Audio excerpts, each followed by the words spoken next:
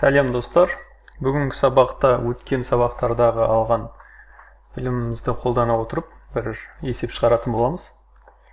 Ол үшін міне алдында көрсеткенде Reply-T онлайн компиляторына кіріп C++ тілін таңдап, әрі қарай бізде asmp.ru деген сайт бар. Бұл олимпиадаға дайындалуға арналған сайт болып есептеледі, және де осы сайтта әртүрлі олимпиадаларда өтіп тұрады. Архив задачаға кірсек, бізде бірнеше тапсырмалар тұр. Сложності, яғни қиындығын бірден бастап қиындайтынға қойып қойып.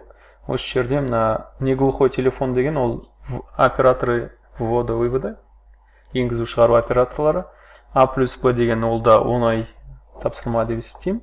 Сондықтан үшінші тапсырмадан бастайық. Бисер деген.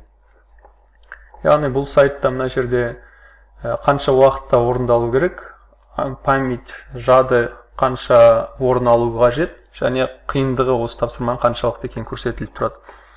Сосын жалпы тапсырманың тексті енгізу қандай мәліметтер енгізіледі. Біздің случайда бір ғана сан, ол n деген сан енгізіледі. Неше бусин бар екені.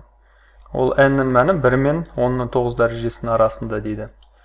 Және шығыс файлында бізге тек бір ғана сан шығару керек. Ол осы сұрақтың жауабы болатындай сан.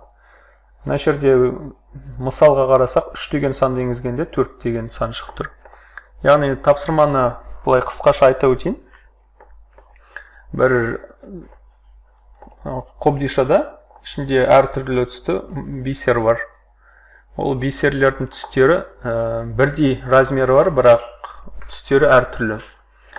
N түрлі түсті болады. Яғни ол N түрлі түсті бізге береді қолда user. Бізге болу керек, бізге табу керек неше рет алғанда, көзбен қарамай алғанда екі бірдей, гарантированный екі бірдей цветте бусин болатындай табу керек. Яғни бұл бұлай ойлап қарасақ, үш түсті бисер бар болғанда 4 рет алса шығады деп тұр. Өйткені мысалға 3 түрлі шықса, 4-шісі осы үшеуінің бір түрлі шығады, және гарантированный екі бірдей цвет болады осы жағдайда. Сол жағдайға байланысты код жазып көрейік. Ол үшін ең бірінші бізге cin оператор керек. Бірінші айнымалы керек, int. Int деген бүтін сан. Яғни n деп алайық. Бізде тапсырмада n деп берілгендіктен int n деп ала салайық. Осы тапсырмаға сәйкес болсын. Әрі қарай cin, яғни енгізу, то есть оқып алу, n деген санды оқып аламыз. Және cout-қа бізге бір ғана санды шығару керек, n плюс 1 дейік. Яғни бізде n түрлі бисер бар болса, біз n түрліні аламыз, сосын плюс тағы да біреуін алған уақытта бізде гарантированный екі бірдей бисер болады, бірдей түсті. Мұнда енгізіп көрейік, тексеру үшін. 3 деген санды енгізейік, яғни 4 шығып тұр. Бұл кодтың дұрыстығын тексеру үшін көшіріп алайық. Мына сайтқа келейік. Мына жерде бар исходный код решения деген жер. Осы жерге кодты қоямыз. Язык C++ таңдайық. Отправить дегенді басайық. Мен отчет тұр.